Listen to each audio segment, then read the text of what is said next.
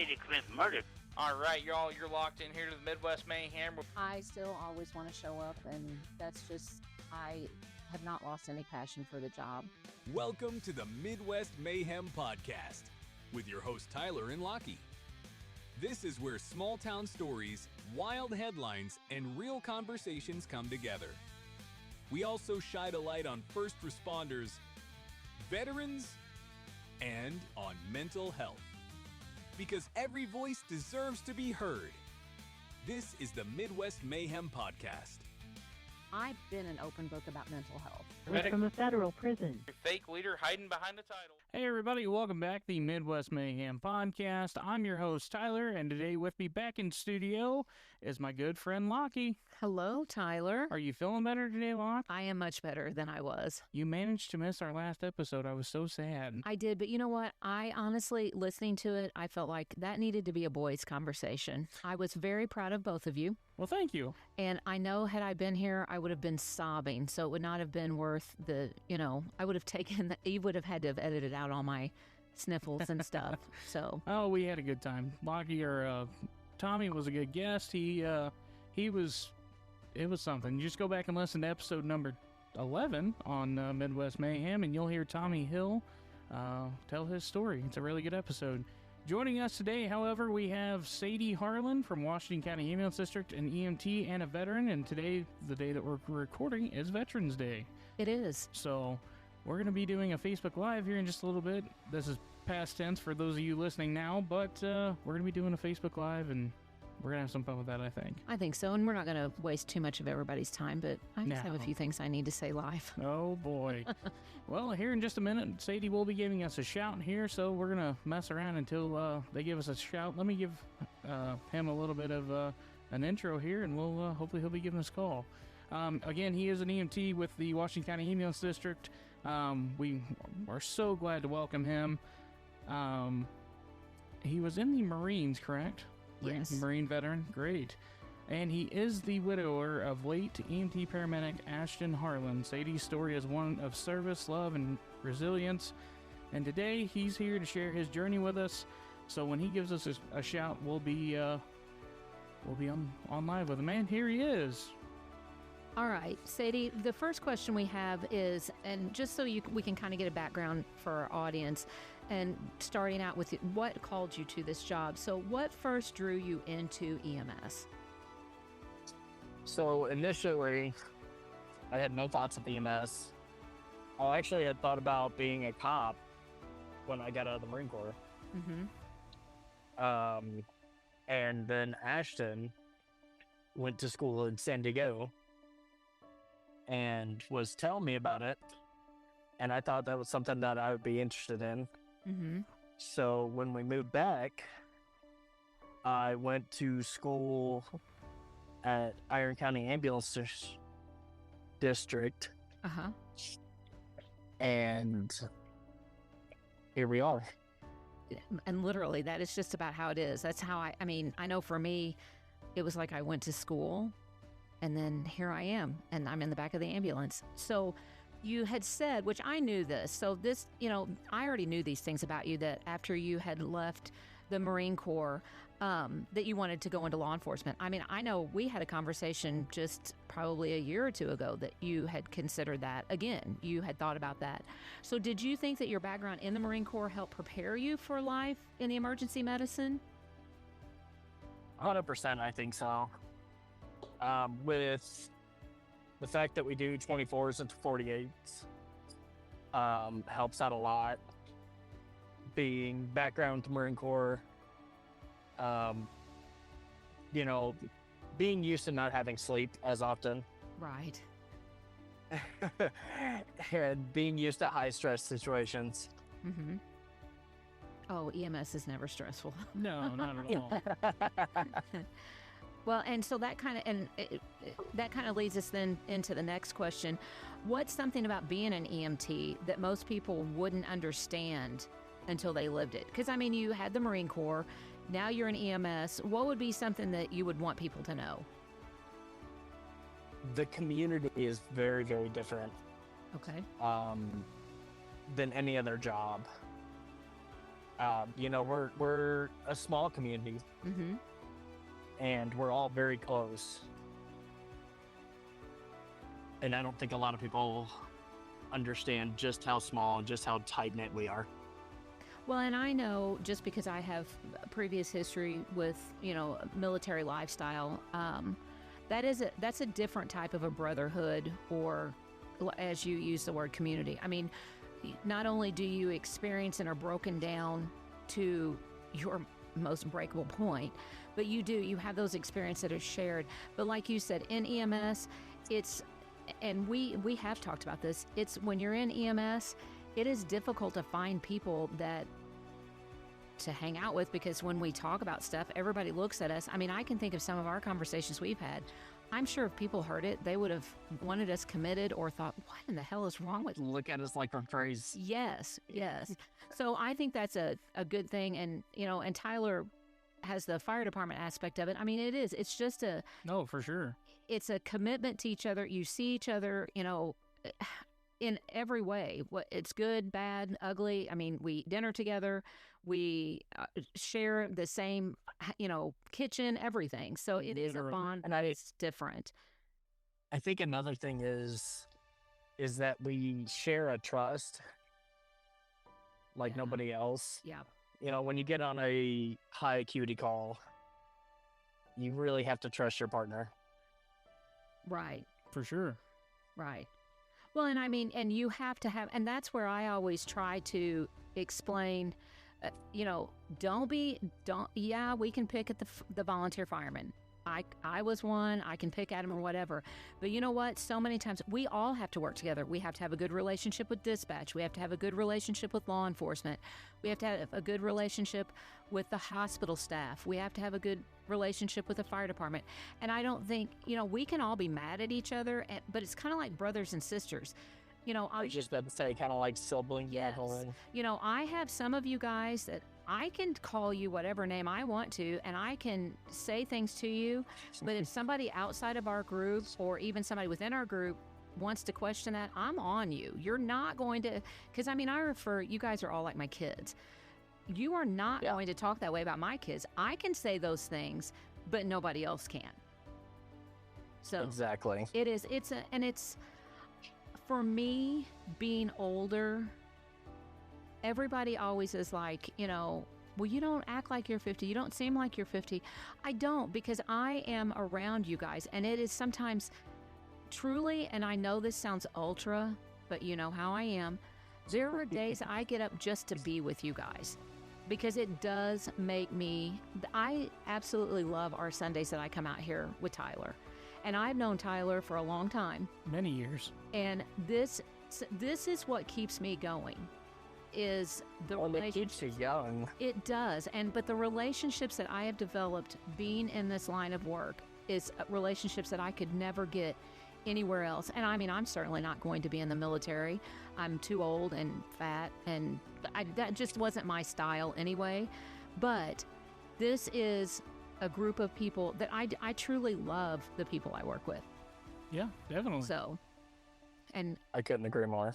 all right, so this one, it's going to kind of start getting tough, and I'm going to warn you, boys, I'm already emotional today. No, And never. I'm going to All do right. my best to keep it together, because I think, and Sadie, I'm just kind of going to go off here a little bit of our script to kind of introduce things. I met you through Ashtin, and everybody knows that Ashtin and I had a different type of bond. And I will have to say, it's kind of a weird story, but I think the thing that bonded us the most was the day that we sat at Casey's parking lot ever on a standby for something that the sheriff's department was doing. And by the time I left there, I thought I was the one. Ashton had me thoroughly convinced that I was going to jail, that it was, a setup for us. But I don't know, he and I just always had a bond. And so you and I even became closer because of Ashton.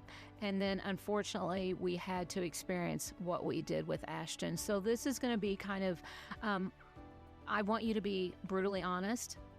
If there's something, I mean, we've been pissed off. We've told him to get fucked how many times, anything that happens bad, it's fucking Ashton's fault.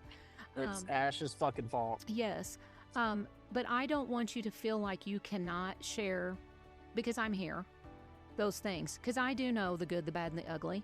And so I want my whole, and I think Tyler, he and I have talked a lot about this because he knew this was going to be difficult for you, for me, excuse me. But I think it's important for a spouse or someone that had the relationship that you and Ashton have to share what it's like to deal with somebody that has handled mental illness and then chose to end their life. So I want you to be honest. You're not going to, you probably will make me cry, but I don't want you to think that I'm going to be upset or change any way of how I feel about you with your answers. And Okay, so, absolutely. with that being said, I'm going to let Tyler finally get some words in here. And first of all, I appreciate you coming on here. I think it's important that you are sharing your story.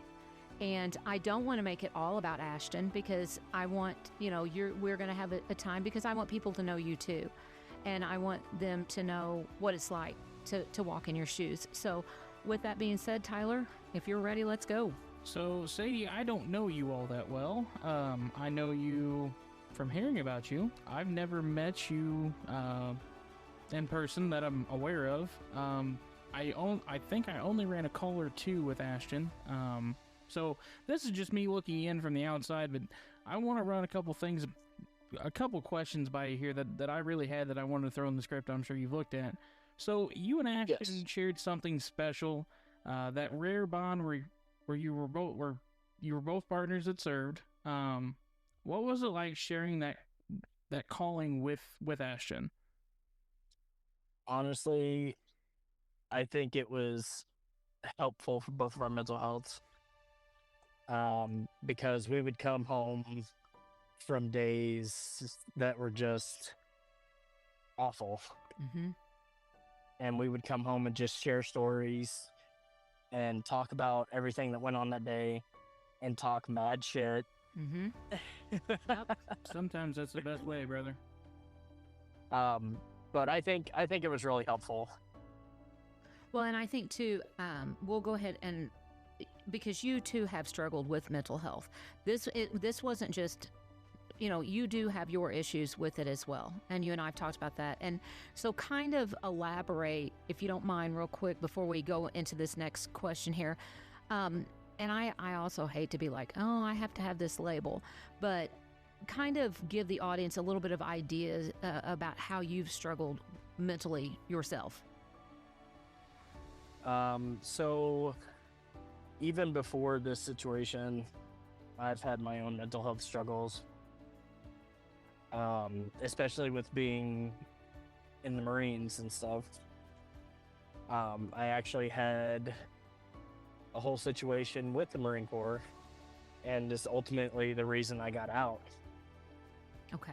They medically retired me with a PTSD rating. Oh, wow. Because in a training incident, there was a helicopter that was down and we were doing maintenance on it. I was running a 24-hour oversight crew. And a few of my buddies from my shop were trying to change a tire, basically, on the landing gear. And when you do so, it's the same as doing on a car. You got to jack it up, undo all the stuff, pull the tire off. And what's left is the caliper. Oh, wow. I didn't know that, did you? No. Wow. Well, they had this aircraft jacked up, and we're in what we call a mount town,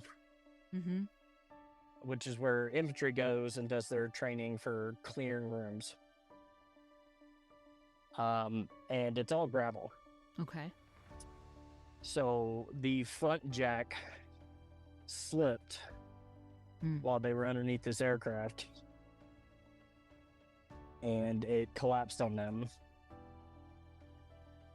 Luckily, there was no fatalities, but I did had to maneuver kind of that entire situation. I had to go and help and pull people off from underneath his helicopter. Right. And of course, super stressful environment. Mm-hmm. But the thing that got me the most is maybe 20, 30 minutes after the incident, I had officers tell me to go underneath this aircraft and dig holes for what we call EEF plates so that we could jack this aircraft back up and continue maintenance. Well, and that is similar to our jobs. And that's a thing that people don't often realize, that we don't have that downtime and we don't allow that for ourselves. And, in that situation, I'm sure you all didn't come in a room and discuss what happened right after it happened. We don't do that on the ambulance. We don't go and respond to a horrific call and then drive back and, we restock, and guess what? We're back. Sometimes we don't even get to go back to restock. Yeah, most of the time it's just go until you can't go anymore. And I don't think, and in your military history and then in the EMS, we don't, until it's too late, we realize, oh, we never did, we didn't decompress. Oh, well, that's why I did this, and so and I think we just start living that fight or flight constantly. Oh, and it's definitely a natural instinct after you do it for so long. It just like kicks in, and that's what it is. Well, and I think, and how many times had you all performed that type of maintenance on a helicopter? So many times. Exactly. And and you have listened to our podcast, that Tyler and I's huge focus is that of mental health and wellness. And there are so many studies that show when you are tired, you do not perform the way you would with 8 hours of sleep, which I probably haven't gotten 8 hours of sleep in 26 years. And, Let's say I haven't gotten 8 hours sleep. Yeah. Well, I don't even know if I ever did, quite honestly, other than, in real life, I'm kind of joking, but for the most part, because you don't, and, you were doing something that you had done over and over and over. You were already tired, and mistakes happen. That's an accident happened, and thank God no one lost their lives in that situation. Thankfully. Yes. Okay. There were some intense injuries. Okay. So that is really neat. I didn't know that. I didn't know that's some of the maintenance stuff required on aircrafts. Well, and I had we've talked about that story a little bit, you and I. In fact, we were probably laying in the bed which that might sound a little creepy, but let me backtrack on that. Okay, Sadie and Ashton both were very guilty of, if I was laying in my bed at Iron County with the door open always, because that's one of the things we always do. We would relax on our downtime. One or both at some point would end up in there, either sitting on the end of the bed or sitting in my floor or laying next to me. But I'm pretty sure that was one of our, and it may have been on the way back from somewhere, but you and I have had that conversation. I did not know that much of detail. So thank you for sharing that with us, because Absolutely. I mean, those are some pretty hard things to talk about, for sure. Absolutely. And today is Veterans Day. When this episode releases, it won't be Veterans Day any longer, but thank you again for your service. I want to make sure we told you that today before I forget. I got a very bad memory. We are going to carry on here, though. So when it comes to you and Ashton, did you two ever respond together or just swap stories after shifts? I know you guys kind of talk shit and all that good stuff, but did you guys ever actually run a call together? I don't think we ever actually did. There was one time that I was on shift with him when we were working at Iron County, but it was down in Annapolis at House 2, and Lockie knows better than anybody that, I mean, you hardly run calls down there. In the dirty South. So, How did you both handle like the emotional ups and downs? Because my wife and I were both on a volunteer fire department together, and sometimes I would be agitated because I was an officer and I had this to deal with, or she would be agitated over this, and sometimes it can cause a little bit of conflict. How did you guys handle the emotional up and downs that just come with that job, whether you were together or not? There was a lot of bickering. I can vouch course. for that. And usually it was Ashton. He could be so fucking bossy for no reason.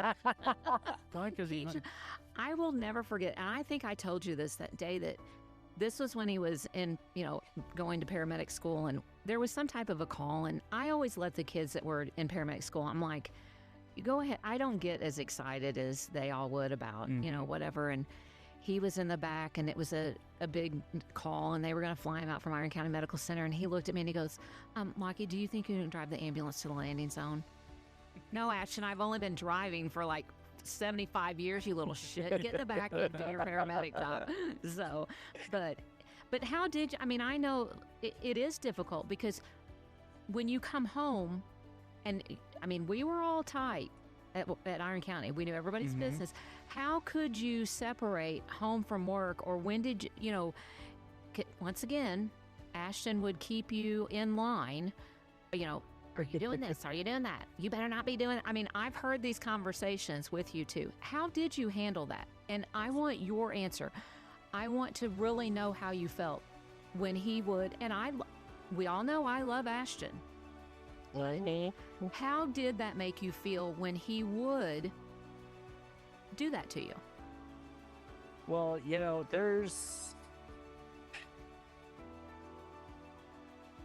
there were some times where it was like I felt really shitty when he would do that. Like, I am a grown-ass adult. I know what I'm doing. But also, like, going back to, like, EMS at home and stuff, Ash was not very good about that separation. Yes, I agree.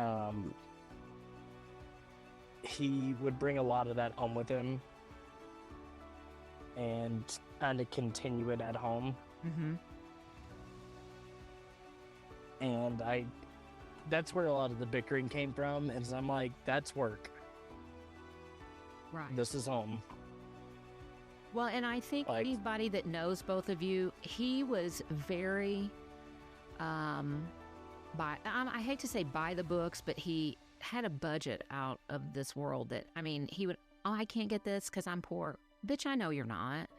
But, and he was always so just in line about stuff. And then there was you, and you're like this little rat on acid that just loves life. And and I'm not insulting you by any way, but anybody that knows the two of you knew that you were polar opposites, in all honesty, on how you handled things sometimes. And because he would always be so nervous about everything. And then there was you just, oh, okay, well, that's fine. Carefree. Yeah. Who cares? So was there ever a point that you felt like, I can't do this with him?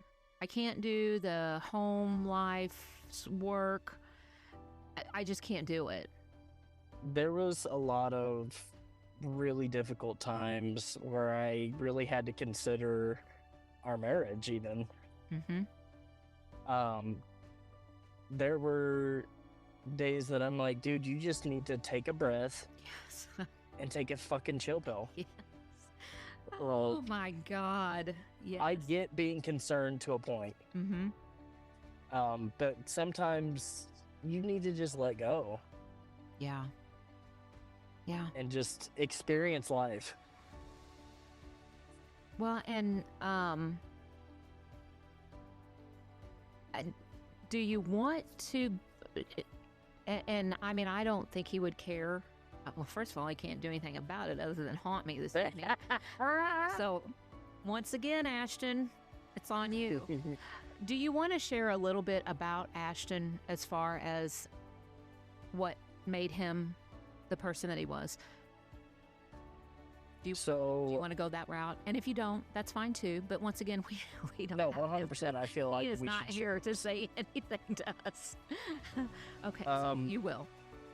Yeah. Okay. So I think a lot of Ash's problem was he didn't get to have a childhood. Mm-hmm. And, you know, he came to peace with it at one point,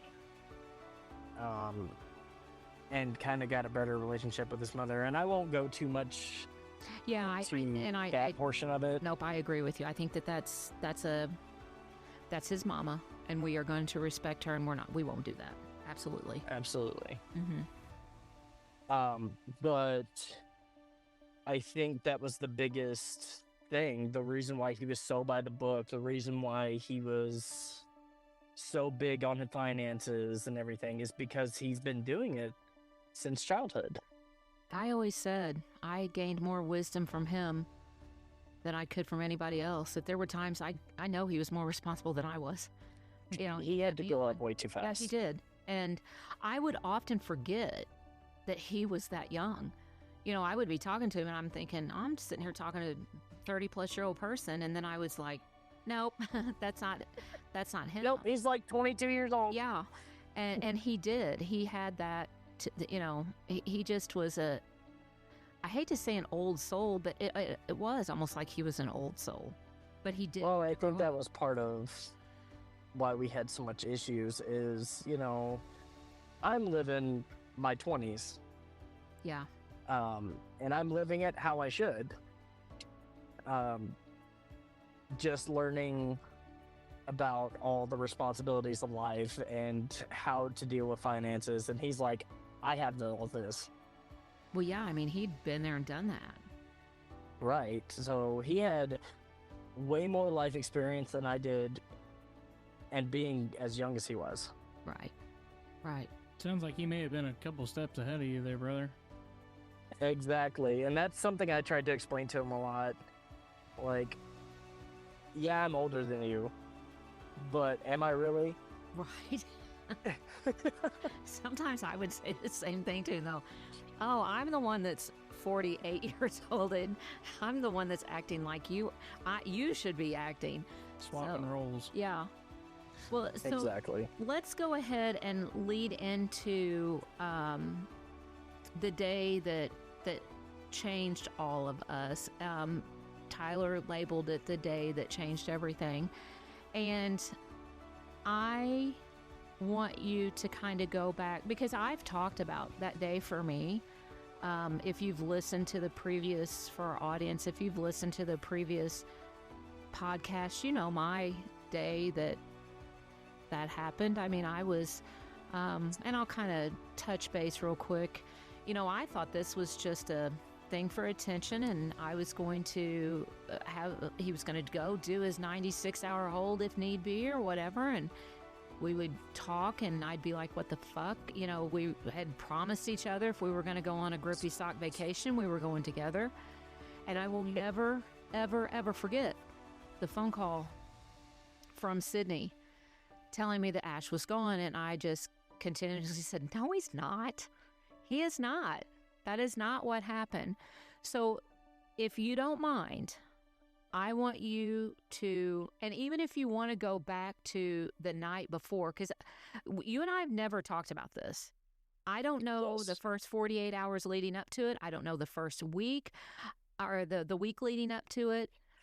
You know, I know 2 weeks prior to. The sick thing is, I say that now, he and I stood out in the bay at House 1, and I knew exactly how he was going to kill himself. We talked about it. We joked about it.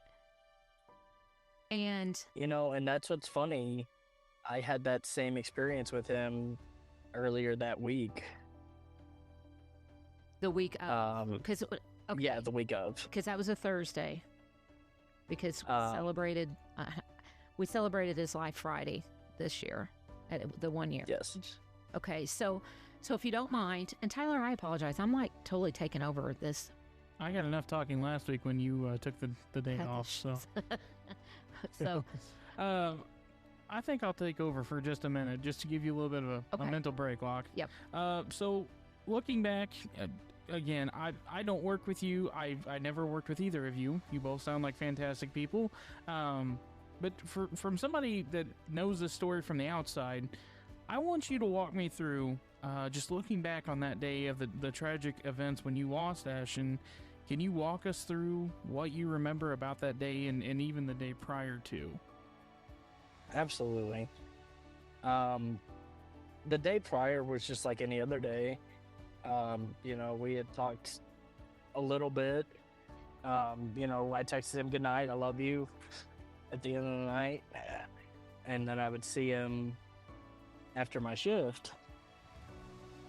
And the day up was just like a normal day too. I was working at House 2 in Cadet. And he had actually texted me on his bullshit. I think I had ordered or bought some food at a gas station or something like that. I can only, because I've been with him when he sent you those text messages. Okay. And the text just read, "You want to explain this charge from blah, blah, blah?" And I was like, I grabbed food. And then that's just where that left. Mm-hmm. He didn't respond back to me, which I figured, because he had an appointment that day, which I've talked to Lockie about. That pisses me off even more about the whole situation, because he had a therapy appointment. Oh, wow. And he even went to it. Yep. He went by that day just like normal, from what I've heard from other sources. And Heard he went to school, did his check-in. Yep. Did his appointment and everything. Well, and correct me if I'm wrong, didn't he even go to the pharmacy to pick up the medication that he took? Yes, I mean, he did. Yeah. Again, But I'm gonna backtrack. yeah, go ahead. That week we were kind of talking around therapy and how it was going, and he'd tell me that they just put him on Zoloft. Yep. Which most people know that Zoloft is a medication that things get worse before they get better. Yep. But he was kind of talking to me, and he was like, well, if I was ever going to take my life, there'd be nothing anybody could do about it. He's like, right on that. because I've had an attempt in the past. Obviously, it didn't take. He goes, but if I do it this time, I'll do it right. And being in paramedic school, you learn all the drugs and what they do and what kind of effect they have and what you use to reverse them, how long it takes. You learn all of that, correct? Mm-hmm. I'm not a paramedic, so I don't know. Yes. But you learn all of that. So do you think that he used that to his advantage? Absolutely. Well, and He was very, very, very smart. he was that I will give him. I mean, he was way smarter than he ever let on, because he'd always be like, "Oh, I'm not that smart. I can't do that." And then it would be, I mean, he was valedictorian, and I'm not talking by just a few points. And he was very much By a natural. mile. Oh yeah, and so also kind of share a little bit, because he did have a cardiac history. Yes, so he had what he referred to as dysautonomia, but what most people refer to it as POTS. Right. And basically he had orthostatic blood pressure issues, Yes, and then he also would have blood sugar issues too. and along with uncontrolled tachycardia. Yes. We're learning the words today. For we those are. for those of you who don't know these terms, these are big paramedic words that even I, some of them, don't know. Not to cut you off, brother. Just wanted to throw that out. No, you're good. Just a quick one through. Orthostatic means, going from laying down to sitting to standing. Yeah. There would be a change. BP. Yeah. And then tachycardic is just a fast heart rate, basically. Yeah. And it would be, he could do non-strenuous stuff and, excuse me, have a heart rate that was high. I mean, they would sit resting at like 112. Yeah. Oh, wow. Isn't the normal like 100 or something like that? Yeah, 60 to 100. Yeah, 60 to 100. So, yeah, I always have to know refresh. something. I have to go through that in my head. Okay, so But usually a resting heart rate is sitting at like, I mean, being peak athleticism being 40 right. to 60. Well, and so on top of the cardiac medications, because he was on cardiac medications, then they'd added the mental health medications, the Zoloft, correct? Yes. Okay. He was on beta blockers. Okay. And I have always been one of those with the medications. I don't care to share. I was on 2 different ones. I have had bouts with different ones, but one of the last ones I was on was Prozac. And it literally, I mean, I would actually, like, I could plot. And I'm not doing this now, so do not make any phone calls to anywhere on this. But I literally, like, I had a good idea of how I would kill somebody, and it was a way of a stabbing. And I even knew which knife I would use. For medical purposes, this Yes. is just a scenario. But I mean, this is just it with these medications for mental health. You read all the side effects, and it's like, the fuck, these are the side effects that it's supposed to be preventing, and it like magnifies it. And I know that is one of the things I always wondered, did that just magnify that for him? I believe so. But he had even told me down to the detail. He said I would take my beta blockers, I would take my nitro, and I would wait 30 minutes to an hour before I contacted anybody. And that's what he did. That is exactly what he did. And that right there is what you call down to a science. I mean, that you have to have that knowledge to be able to know that. You can't, most people when they try to overdose, and Lockie, myself, and you Sadie, you know this, as soon as they take whatever it is they're going to take, majority of the time they're either calling because they're freaked out that they done it, or they want attention and they want somebody there quick to reverse it. So Right, and for him, like, the confirmation that it was legit was he didn't call 911. He sent goodbye text messages, And basically. And he sent that to you. Sent it to me, my dad, my mom, and I don't think he sent one to his mom. Well, and just a little bit of history on that. Mama Kay wasn't even in the United States at the time. No, she was in Yangon. And so you get the text. Yes. I'm actually making ramen noodles at house too. And I get this text and I see that it's him and I'm like, oh, okay. And I open it up and my heart just sunk. Because it wasn't like, hey, by the way, I'm killing myself. It was, hey, I love you. Make sure to take care of the dogs. Don't get frustrated to them too much. And make sure you take care of my mom. Mm-hmm. And I hollered out to my partner, Jamie, and was like, hey, we gotta go. And she's like, well, what's going on? I was like, Ash is killing himself right now. I was like, we're going. Grab your stuff. We're getting in the truck. I was like, I'll call Hoffman on my way out and make sure he's en route too. So that at no point was there ever a 911 call, correct?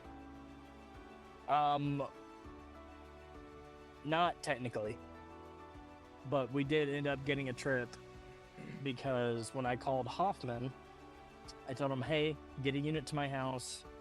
Ash is killing himself. Be quick. And he called dispatch, got everything going, and units en route.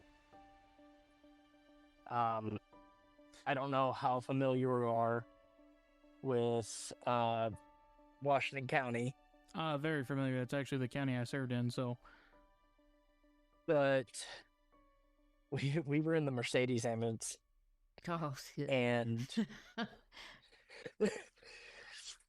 which it's no secret to anybody that I drive fast, yes, that's not a secret at all.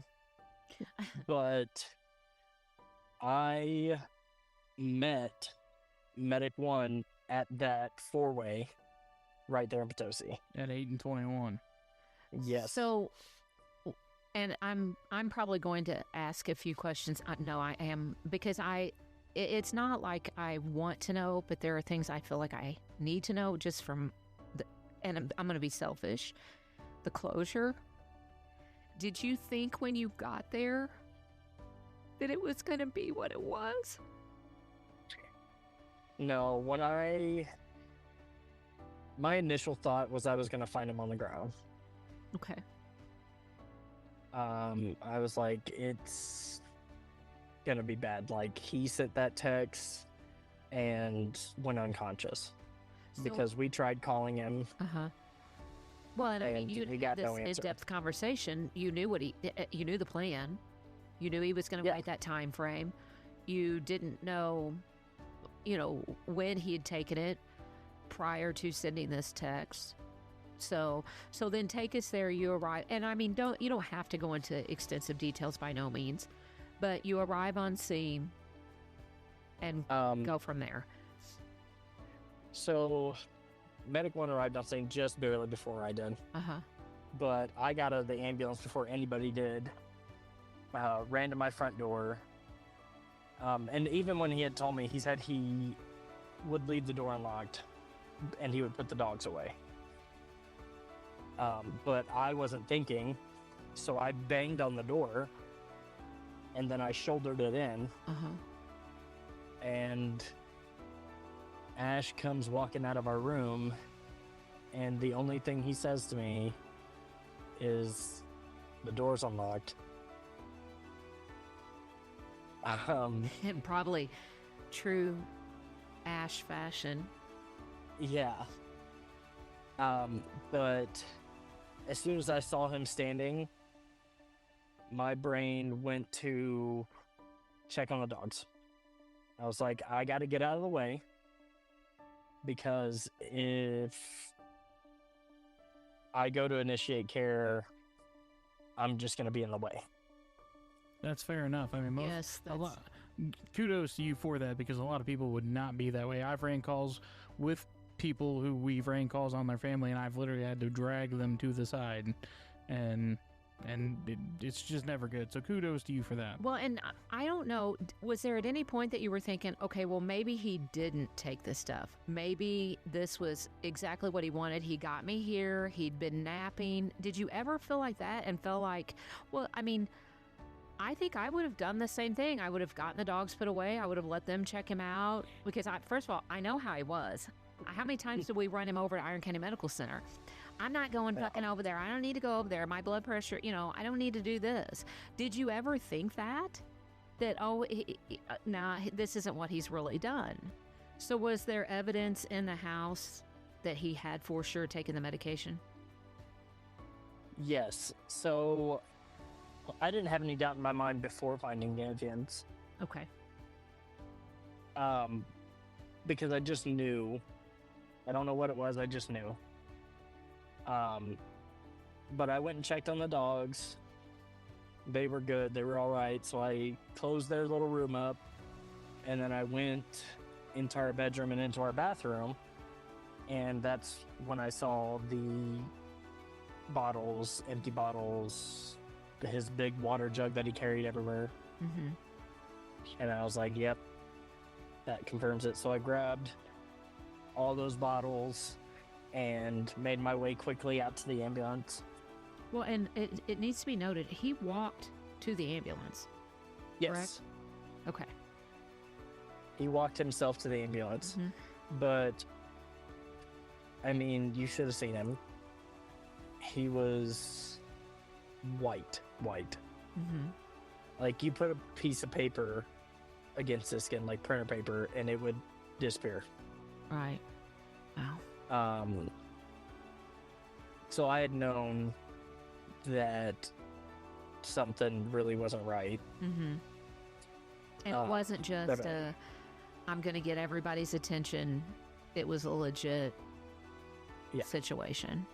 And it wasn't going to be this, as we joke around, it wasn't going to be just a stay for a little bit in a facility. Yeah. I was very aware Mm-hmm. that that was possibly going to be the end of Ash. Mm-hmm. But I was hopeful that there was going to be something that we could do, Right. which obviously there really wasn't. There wasn't a whole lot that we could do. No. And I do believe, like you said, he knew that. He definitely knew that. But I took all the meds out to the ambulance, and of course, it wasn't just my ambulance and Medic 1. Justin had showed up, Mm-hmm. Matt, I think that was it who showed up.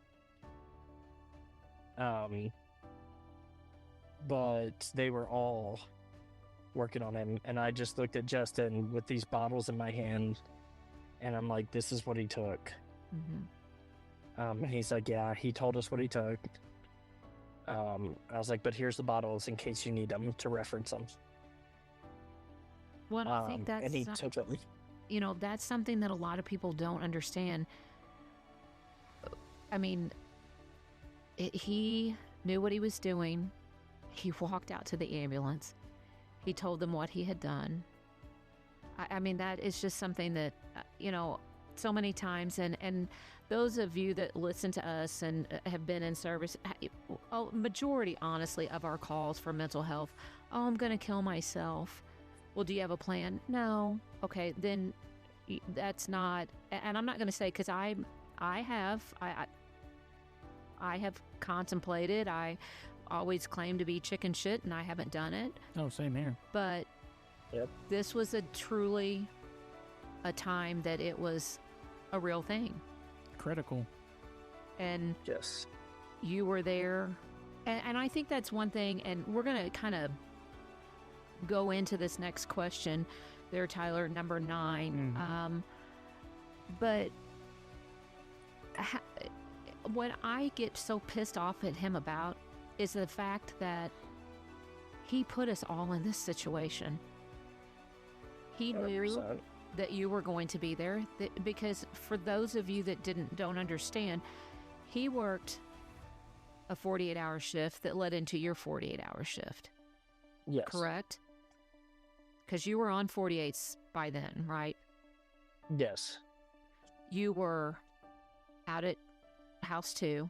He was at house 3.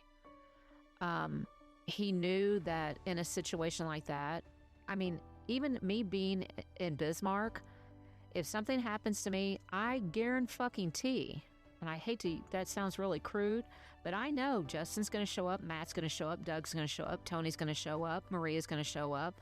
There are going to be people that are going to show up, even though it's St. Francis County Ambulance District, that's going to be dealing with me, because that's what we do as a family in EMS. Yes. And that's one of the things that I've struggled with, knowing that he did that. Knew. He knew that. So, Tyler, let's go ahead and say, let's kind of move, let's shift gears. Go in here, and let's go ahead with number 9 here. So, in hindsight, did you notice like any signs or things that may have just not stood out then, but make a little bit more sense now that we're a little bit further away from it happening? Does that make sense? Yeah. Like I had stated earlier, like that deep conversation we had that week, I definitely should have took it more seriously, because I kind of just thought it was what we all do, if I'm gonna do it, I would do it this way. Yeah. I should have taken that more seriously. Now, do you feel like there were missed opportunities for support, either personally or within the system? Like, now that you look back on it, do you feel that way at all? I don't think so. The other thing that Ash always used to brag about is Ash went to therapy for a very long time Yes. throughout his childhood. And one thing that he bragged about was being able to basically gaslight the therapist. Yes. So the fact that he went to therapy that day and didn't get admitted just was confirmation that he legit just knows how to gaslight them into thinking he's okay. Well, and I will agree with you, and the manipulation, I will agree with you to a certain extent, only because of a personal experience I had. Being female, you go and you have your yearly checkups with your gynecologist. And the second you say, oh yeah, I struggle with depression, anxiety, I had postpartum depression, well, then you probably need to see a therapist. And I will never forget, it was in December, I was at Mercy Jeff for my women wellness check. And I told that doctor in detail how my mental health was. And she said, here's a prescription for birth control that should help you out. And I left that office and I thought, that physician doesn't even fucking care. And no, I can go home and take my life right now. Well, and if I had a patient in the back of my ambulance, I would have transported that patient. And that's when I gave up. That's when I thought, you know what?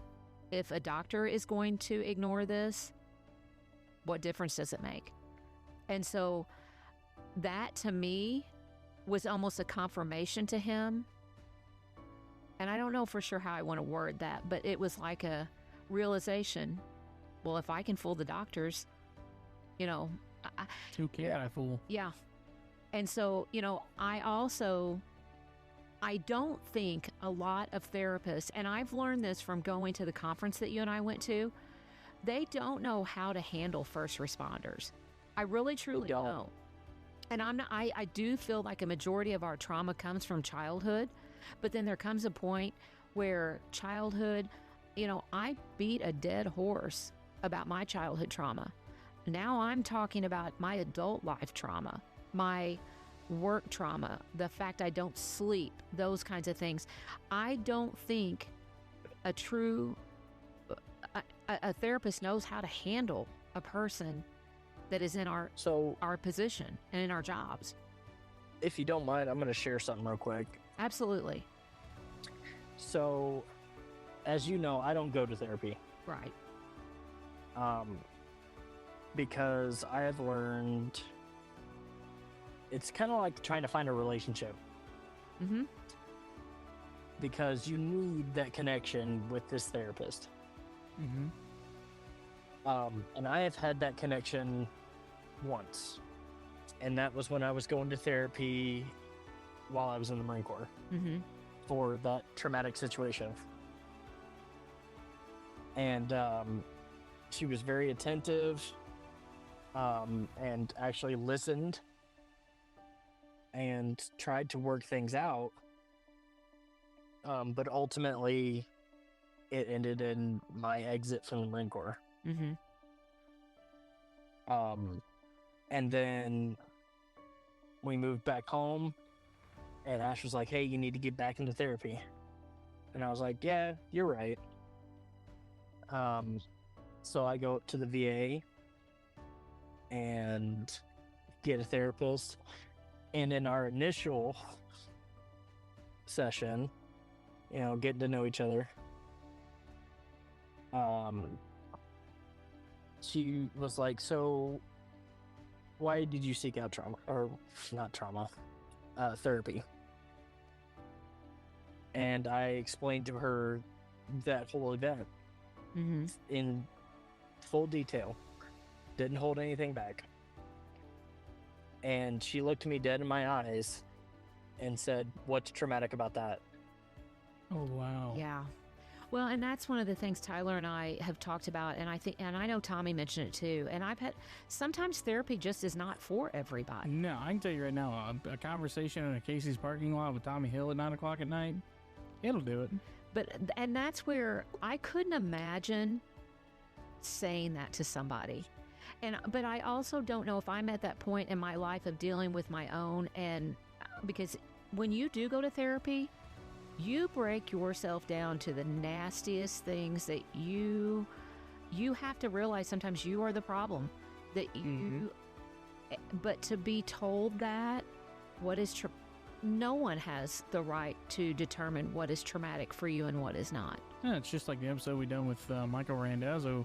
What gives you, he himself even questions what makes me have the right to judge people. Right. And he does it for a living.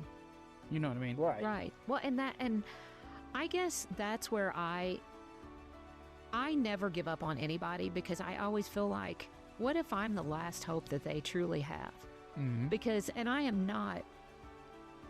not trying to pat myself on the back or, make me out, excuse me, to be this great person. But what we're doing is changing lives. Absolutely. And we neither, Tyler and I have a doctorate, I guess, in Barton bullshit. Oh. But we are not qualified, but we are real people. And I have had, in the last roughly 6 months, 2 people tell me that they knew I was the person that they decided to text message or call, and I saved their life. Because we're making a difference, Locke. And I didn't do anything. I was just being kind. And that's what I don't understand, why people can't embrace that. Mm-hmm. Because you do not know what a person is living every single day. Absolutely. And and that's what, because if you knew Ashton, it's still sometimes hard for me to say if you know Ashton, because a lot of times, honestly, I talk about him like he's still here. If you came, and Sadie, you're more than welcome, as you know, anytime to come over to the house. You walk into my front door, there's a picture of Ash and Jamie and I down at Iron County, one of our last amazing times we had together as a crew. There's that stupid prom picture that we posed for when he and I went down for the mock accident. I have the 4-leaf clovers that he had given me. You go into the bedroom, and on my chest of drawers is his funeral card and his bracelet that has his name, the pieces of the paint thing that we did with the t-shirts. I keep Ashton. There's things in my Jeep. For fuck's sake, my name of my Jeep is Honey, because of Ashton. And so, he played a big part in my life. And that's where I think if I can save one person and never get that phone call again, then I've done something. And that's why Tyler and I do this. Absolutely. And, we're not paid professionals. I am very honest. And I know you do too, and you've struggled with the coping skills. But I feel like I have lived enough now that I have resources that I can help people. We have the right to do this. Yes. And if I can save someone's life, and even if it's just for 48 hours, and, and doing our job, so many times I've been the last one that has been with a person. And that's an honor to be with that person. And so let's kind of, let's switch gears here for just a second. So they come out and tell you that they couldn't save him. Yes, so obviously on the way to Mercy South, we pulled over to intubate, and Justin kind of hollered back, and he was like, "Sadie." I was like, "Yeah." tears just going. He said, "Tell your husband you love him. We're gonna put him down and put a tube in him." And I said, "Okay, I love you. I'll see you later." And then we get to Mercy South, and the way I explain this to people is that day I bounced back and forth between work mode and husband mode. Well, and and that's a hard position to be in. And Tyler, you know this too. That you're Mm-hmm. you hear the words they're using, you look at a monitor, and that kicks in because and that professional side, it's not good. No. But then on that family side, you're thinking, I don't want, it is. It's a terrible place to be in. Family member and or first responder, just absolutely the worst to be in. I can't describe it any different. Mm-hmm. Right. So again, we're changing gears on you all over the place here today, but hey, that's okay. I do have one more question that I put this in here for just my well-being, but what message would you want to send to others who might be struggling silently right now? And we've asked a couple other people this in a couple different episodes. I think I asked Lockie this in her first interview with me.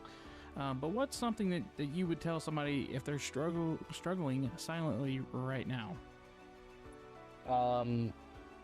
You're bigger than your demons. Yeah. And you don't have to fight them alone.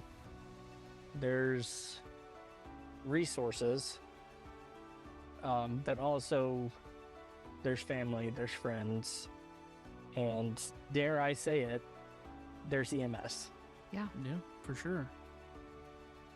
Well, and I can't talk as a whole organization, but I know a lot of us, if you call us, we will talk to you. Well, and I'm even the type, if I would come up to you, and because I'm not that passerby, and you guys know the calls we get, called in by a passerby. Okay, well, why didn't you stop? I am the one that will stop. And I usually say, hey, I'm Lockie, what's going on? Is there something bothering you or whatever? I will do that. And for some reason, I've always had the face of people will tell me their entire life story. And I don't know if I just don't judge. I don't care.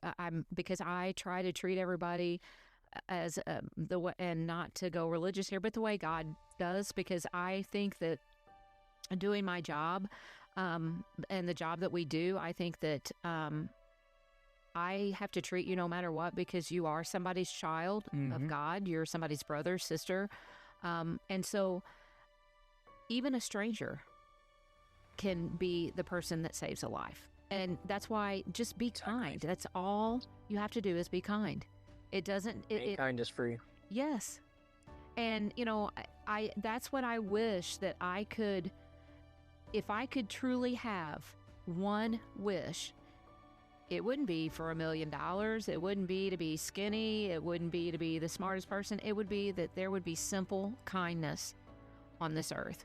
You just kind of crushed a couple of my dreams there, Locke, but it's cool. I know. I wish I could be skinny and have $1 million. Sadie, so again, I didn't know Ashtin that well. I think I ran a call with him 1 or 2 times, maybe. But again, I didn't know him. But when you think of him today, not as a medic, but as a husband, and you said you had dogs, so a dog dad. I have a couple myself. They're very friendly and very lovely. Ask Lockie, she knows. Yes. What memories come to mind first? Just his drive. Yeah. Yep. It's the biggest thing about him. He had a drive like no other. And if anybody was around him when he was going to paramedic school, first of all, the little fucker would write. I'd tell him, you know what? If you were in my classroom at the time, you would be rewriting all this shit. Because you literally have to have a magnifying glass for a magnifying glass. And he literally, do you remember he was reading like a textbook or whatever before he even started paramedic school? That's dedication. And he was Yes. very, he had a drive like no other. He seriously, Well- I don't think I've ever met anybody, especially at his age, that had the drive that he had. So there was also another thing to that, which Lockie, Yep. if you remember, he struggled with dyslexia. Mm-hmm. So he would read Yep. a page 2 or 3 times to get all the information. Wow, I didn't know that. Mm-hmm. Matter of fact, yeah, actually, It I would did take know him 30 minutes to read a couple pages, that. Now Yeah. that's a struggle. Yeah. That's dedication. but he fought. Well, and that is one thing. He never wanted the, I'm going to say, he was a drama queen. I will give him that Yeah. forever. But I really don't. And you knew him in a way that none of us did. But I never thought he was the type that wanted the pity party, the, oh, I'm dyslexic, so I can't learn, or oh, I'm this, I can't do that. That's not, and I'm just going to say this, and I do not want to elaborate on it anymore unless you want to, but I don't think we need to. But Mhm. the things he went through from the time of birth until the time of death were admirable. Was a lot. And at any point, he could have used a card for this or a card for that, but he He did never not did. do that. He did not. And he faced things that is one of my, I don't understand where this got to him. I really don't. Because I know he survived so many other situations that, I why? like to think that it's just everything kind of hit him at once. A trauma dump is what we call that, an Yeah. adrenaline dump. If you, an adrenaline dump can mix in with just a normal life dump, and that's even worse. Well, and I don't think that people realize the pressure that's put on the people that go to Oh. paramedic school. I can only imagine. And I mean, I went through it with Sydney, which Sydney's got such a roll off her back kind of personality. She definitely did not get that from me. I don't know where the fuck it came from. And I know it did her dad because, well, I don't know. Kenny's pretty easygoing too. But then, I had another person. He literally, I thought we were going to have to admit him. And he Wow. developed all kinds of health, issues, cardiac issues, all kinds of stuff. And I sat and told Ashton, I said, you need to, and I quote, calm your tits, because this is just paramedic school. Everything's going to be fine. You're just feeling this way because of paramedic school. Mhm. I didn't really truly know that internal, the things he was dealing with. Because to me, if you know Ashton the way that I did and the way that Sadie does, there were way bigger internal struggles he had than just this going to paramedic school and learning his drug cards and how to intubate and all that bullshit. Right. And so, They say you truly never know what's going on in somebody's head. no. And I think that, and added the medications, I just feel like that It was a recipe for disaster. it was. That's what it sounds like. It was. Yeah. And I have, in fact, I just told somebody this the other day. If I were given 10 minutes, and I think I said this on our podcast, of somebody that's not here anymore in my life, and I got 10 minutes with them, I wouldn't pick my mom or dad. I would sit down with Ashton and I would say, what the fuck? Why did you do this? Pop them in the mouth. I probably would, but I would want to know, because I question, did he know the ripple effect? But then there's the positive things, because you know what? I would have never called Tyler and said, hey, can I come on your podcast and talk about my grief and my healing process? There have been good things out of his death. Unfortunately, due to one, we're saving many. Yes. And I don't know, it's just that's what I wish people could sit back and see, that who is affected by this and how differently, each person is affected by this. And I will say that, we're going to move on to our next segment here of questions and start kind of wrapping this up. I will forever be grateful, I think that's the word I want to use, to Washington County Ambulance District. Because that was a time that we were all together. And I was so proud to be a part of that organization. Absolutely. So, okay, so let's move on. And I've only had just a few little ugly cry starts, so. You're doing really good for what I really thought you were going to do. Yeah. I'll give you that. Yeah. Sadie, what do you want people to remember most about him? That I want to know that because, again, I didn't know him that well. That's a difficult one. I'd probably say just the kind heart that he was. Yeah. That's fantastic. That's a great answer. Now you still work where you both worked at the time of his passing. How do you keep his spirit alive in your work and your daily life? But let me, do you mean spirit like, because I'm sure that little is out in the ambulance messing with monitors and lights and stuff. So let's not talk about the spooky spirit part of Ashtin. How about your spirit? How do we keep his memory alive? Maybe I should have reworded that. I think I freak locked you out just a little bit. I think more recently, I'm trying to keep his spirit alive by trying to put some of that effort that he put in into my side. Okay, so with that being said, I'm going to ask you this question. What do you want us to know that you have struggled the most with? Because, you and Ash was bigger than life. Yes. But what do you want people to know on how you've dealt with this? And what has been the most change in your life other than the obvious? Because I love to hear that you are putting that effort in, because I know you've struggled. I know you've struggled with work. And I unfortunately, I think there's always been that, well, he's not like Ashtin. He doesn't have that work like Ashtin. But what has been your biggest thing, Sadie? And that you have struggled with as the spouse of Ashtin? For a long time there at the beginning, I was struggling on staying in this job. Mm-hmm. Again, respect to you. Not only did you stay in the field, you stayed in the place you both worked. Yes. It was difficult at first.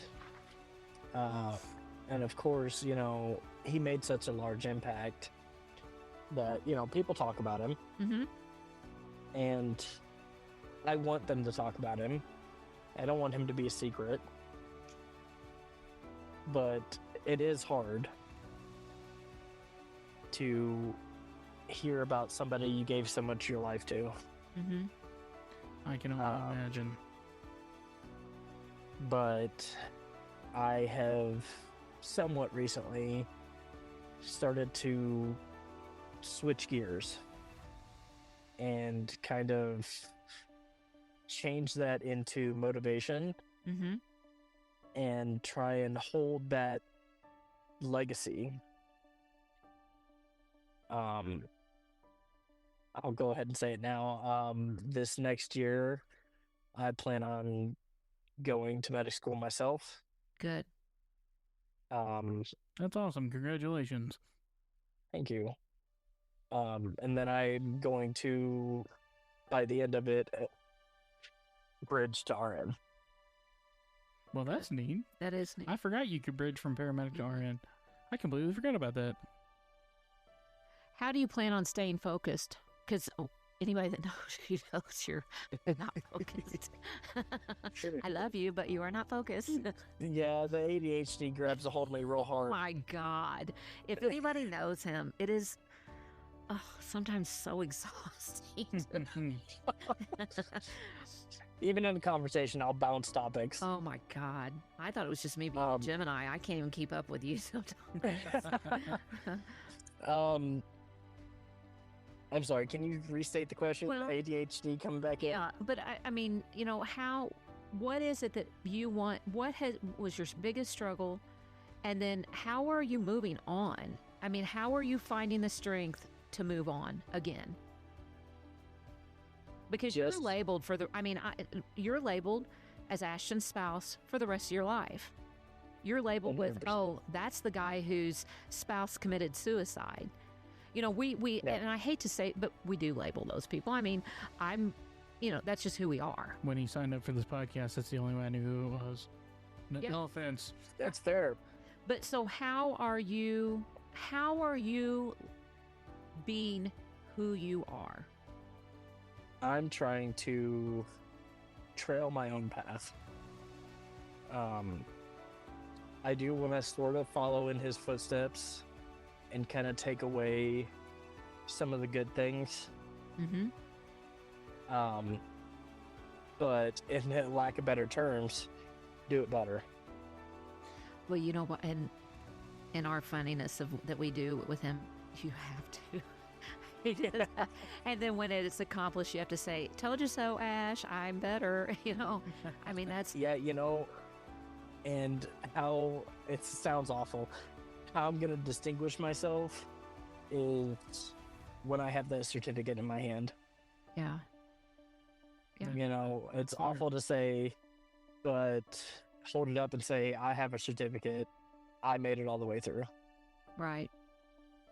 And I mean, you are in, like I said, that in a way identifies you. And that's what people don't understand that either. And I've talked about this that Thursday that I had really pretty much laid everything out. I thought, why would you want to do that? Because Sydney's going to be getting married, and they're going to have probably an ugly picture of me at the front, and people are going to be like, oh, that her mom killed herself. She's not here. Her mom's not here to do this. You have that label for the rest of your life. Yeah.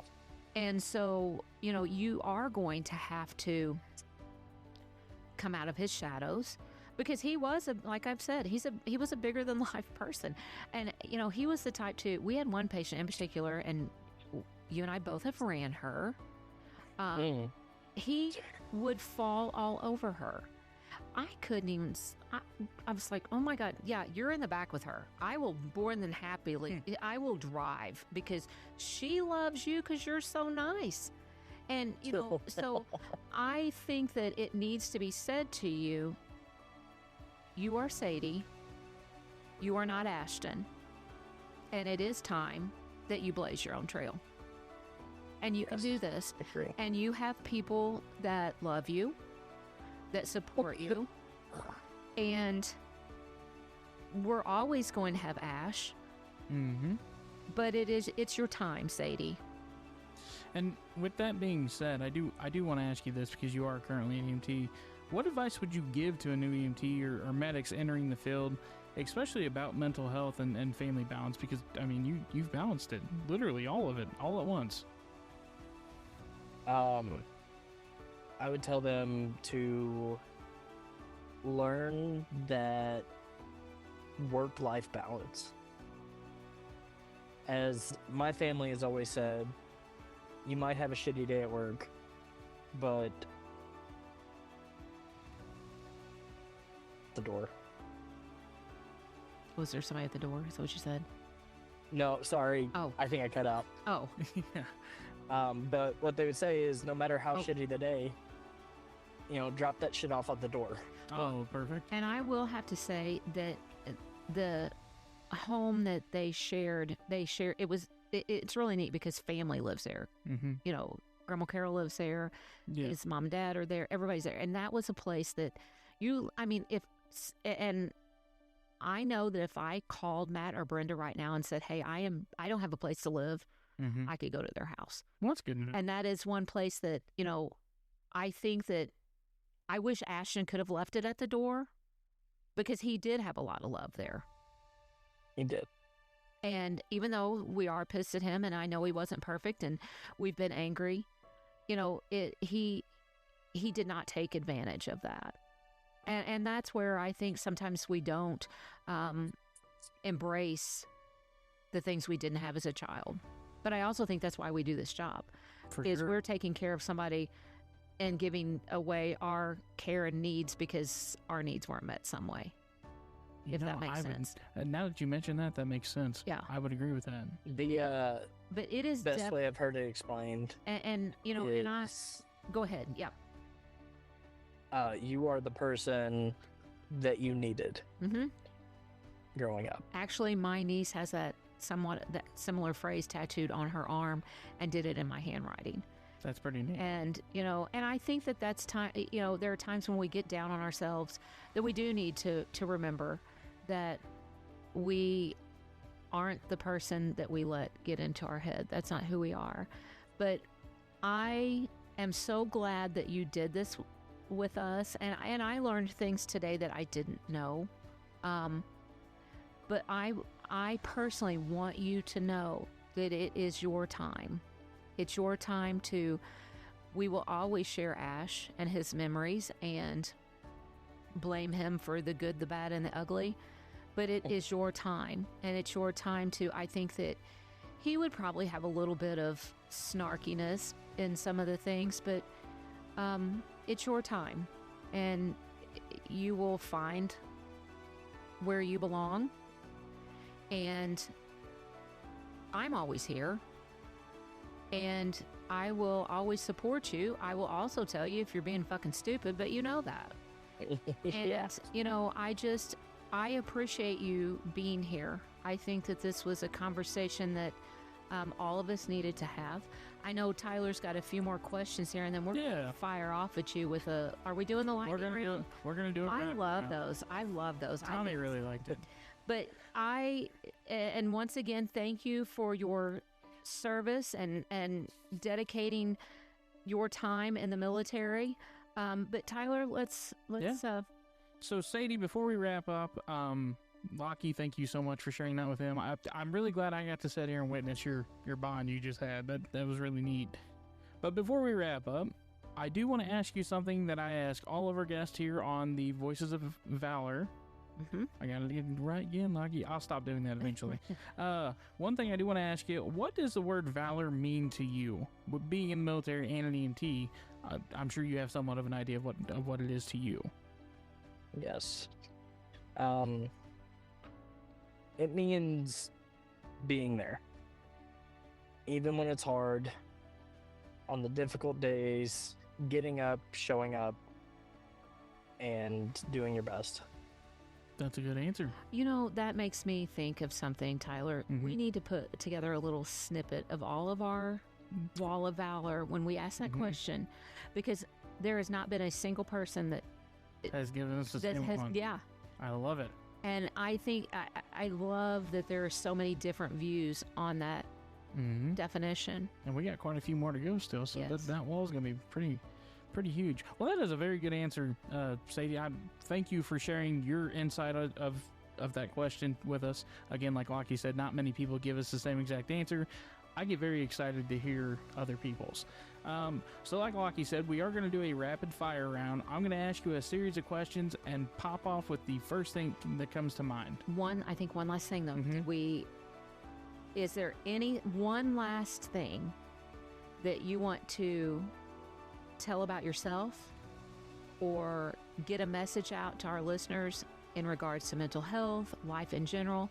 What would be one last thing that could be your impact statement out of this interview?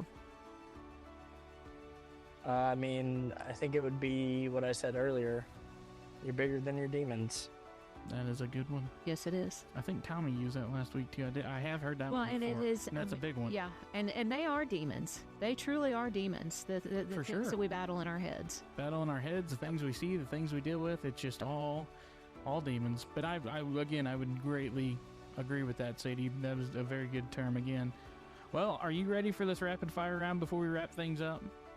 Well, let's do it. All right. So we're going to go with first question. Coffee or energy drink before a shift? Energy drink. Perfect. Favorite station snack for or on a long day? Oh, it would have to be chicken taco from QT. Ooh, chicken tacos, Yeah. especially from QT. Country music, rock, or podcast on the way to work? Mix between podcast or country music.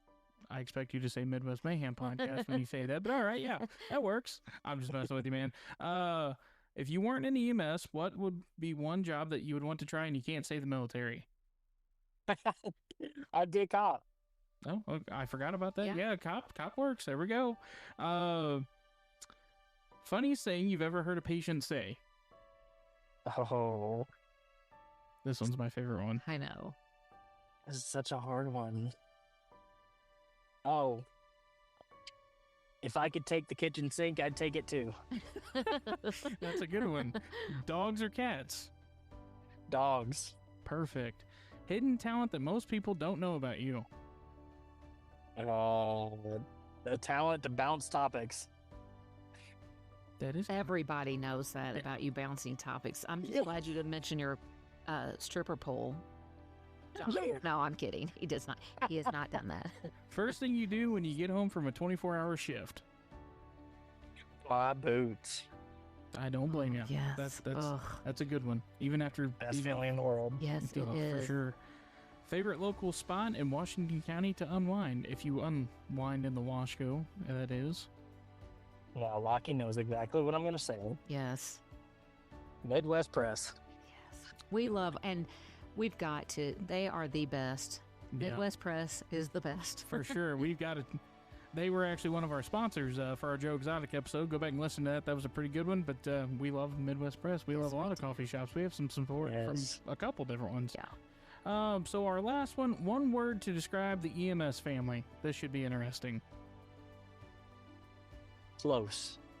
Yeah. That's a good one. I always like to say too that we put the fun in dysfunctional. That's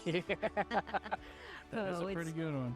Well, Sadie, thank you for sharing your story with us again today. Your courage, service, and honesty embody the spirit of Voices of Valor. I almost screwed that up. Like one of these days, I'll get it right. And your love for Ashtin continues to inspire others to speak up, heal, and carry on. I am very thankful that you joined us here on Voices of Valor today. I appreciate you sharing your story with me. It gives me a better insight of who you are, who Ashtin was, the people that I hear Lockie talk about, and you're helping us do a good thing. Just know that anybody that comes on this podcast, they are a part of us doing a good thing because they help us with the next person we talk to. Yes. So, Yes. again, man, I thank you again so much for joining us. I greatly appreciate you. I appreciate your service. Again, happy Veterans Day. I hope you enjoy the rest of your day. Lockie, you got anything you want to say? Just be you, and we wish you the very best. And thank you for sharing your story and Ash. Thank you all. Well, that was a really neat story, Locke. I truly, I feel like I have a better insight of who Sadie is and of more of who Ashtin was. Well, and I definitely think I'm sometimes play different scenarios in my head or whatever, but I do think that this was a good thing for Sadie. I know when we started out, I wanted him to be honest. I know it is difficult because of the relationship I had with Ashtin, and I definitely didn't want him to feel like this was all about Ashtin, because Sadie has struggled with mental health as well, and it was neat to hear, because some of the things I didn't know either. Yeah, that's neat. I didn't know that's how you change wheels on an airplane or aircraft or whatever. Right. You learn stuff every day when we do this. So again, for those of you listening to this, I want to say thank you to everybody that's been following this podcast, that's been following the series. I find it very deep. I find it very supportive. I've had a lot of good feedback on it. Yes. And Lockie, I can't thank you enough for doing this with me every weekend. I'm sure you get tired of seeing me, but whatever. As I've told you before, this is therapy to me as well. I don't pay a therapist. I have to pay, $9 for a coffee to come out here and sit at the table with you. I get loves from the dogs, but this is truly, it's a non-judgmental conversation we have. And I hope, if you haven't listened to Tommy Hill's interview with you, You need to, because I'm tired of, and I'm going to pick on you young men who think you have to present yourself with this, I don't cry, I don't have emotions. That was raw. For sure. It was something. More people need to do that. More people need to be okay with not being okay and getting the help they need and finding your people that you can trust. Yeah, absolutely. I couldn't agree with that more. So, again, for those of you first responders, veterans, military dispatchers, judges, we've had a good mix of people on here already. We got a couple more people lined up. We're already scheduling into 2026. Yes. We're going to round the year off with a good friend of mine and a good friend of yours. But if you want to be a part of Voices of Valor, go to our website at www.midwestmayhempodcast.com. Click the Voices of Valor tab. Click the link, and it'll take you directly to the sign-up form, and we will get back to you as soon as we possibly can and get you on the schedule to come on here. We'll go with the script and all that good stuff. But again, that's if you want to sign up. Check out our website. It's got our schedule. You can listen to episodes, all kinds of good stuff. It even has my picture and Lockie's picture on there of who we are and what we stand for. They're not very pretty, but whatever. So don't forget, you can listen to us on Spotify, Apple Podcast, YouTube, Podcastle, or again, right on our website. A couple things we got coming up. I'm excited. I am too. I want to tell everybody, but I know we can't. Well, a couple things we got coming up. We've got Brandon Hall's going to join us next week here on Midwest. Now, is he going to be in studio? He is going to be in studio. God. Okay. He is going to be in studio. I'm super excited. Brandon Hall is a captain with the Leadwood Fire Protection District. Been doing it for many, many years, 17 years, I think, to be exact. His episode will drop on November 21st, and he will be our last episode before we get to eat some turkey. How about that, Locke? You know, I don't know that we're going to do traditional turkey at the Barton house. I think we're going to do turkey at Mom's house this year, but I don't think we're doing the traditional for Christmas. Well, and I'm just going to put this so it can be as an archive whenever I do die. Brett Horton actually said, what are we going to do for Thanksgiving? Can't we go to Maddie's and just do finger foods and hang out? And I was like, are you my real son? Because usually it's, I'm going to work the holiday because I can't stand to be around my family. So that's going to be archived. I will be sure to. Yeah, but I think we're just, and that's another thing in EMS. You have to kind of develop different traditions. For sure. And, you may have Thanksgiving in July. That's just how it is sometimes. You ain't kidding. So, again, we got Brandon Hall coming up. Then we're going to take a Thanksgiving break. The week of Thanksgiving, we will not be producing an episode, which a break's nice every once in a while. It is, but...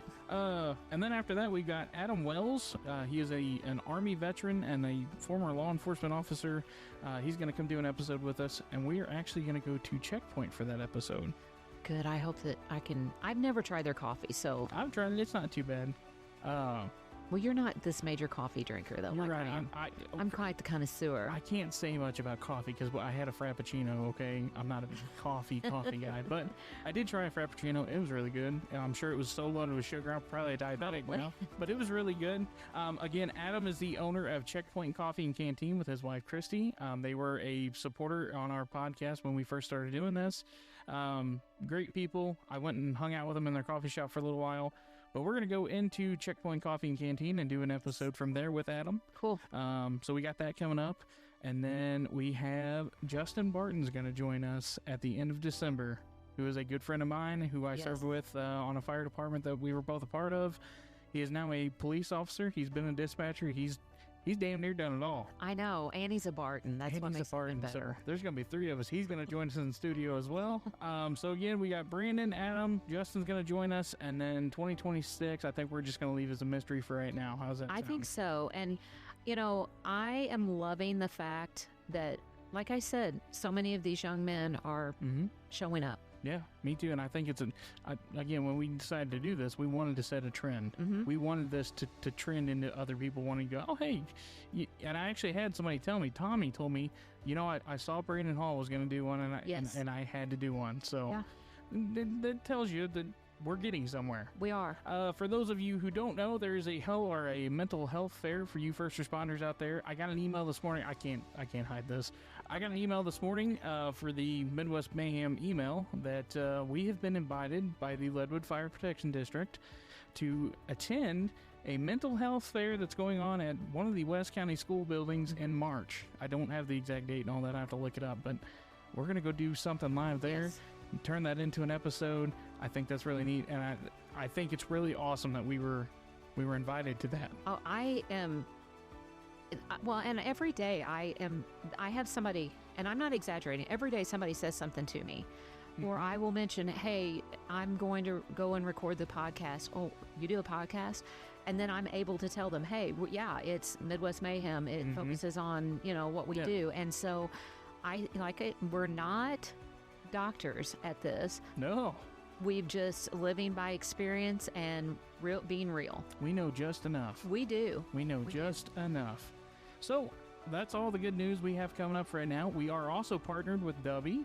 Dubby Energy, I have to get you all that before you leave. Don't let me forget. Okay. Dubby Energy, if you go to the website, wdubby.gg, and enter promo code MAYHEM25, that's MAYHEM 25, you will get 10% off all of their products on their website.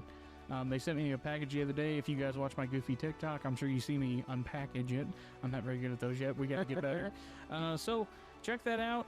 W Energy, we're partnered with them. I'm going to get some more stuff out there for them here soon, and hopefully get a commercial made up for them. But you can always find us on Facebook, TikTok, and we now have an X account, which used to be Twitter, just so you know. Yeah, that's not many people use it, but it's what the big people use, so I figure we get in there. But so you can find us on Facebook, TikTok, X. Again, check out our website, www.midwestmayhempodcast.com. And other than that, thanks for tuning in. I'm your host, Tyler. And I'm Lockie. And we are out. Thank you guys so much. We'll talk to you soon. Thanks for tuning in to the Midwest Mayhem Podcast. You can catch us on Spotify, Apple Podcasts, YouTube, and Podcastle. Be sure to follow us on Facebook, TikTok, and YouTube for new episodes and behind-the-scenes moments. Visit MidwestMayhemPodcast.com to learn more or to sign up for Voices of Valor. Stay safe, stay kind, and as always, keep the mayhem alive. Catch you next time.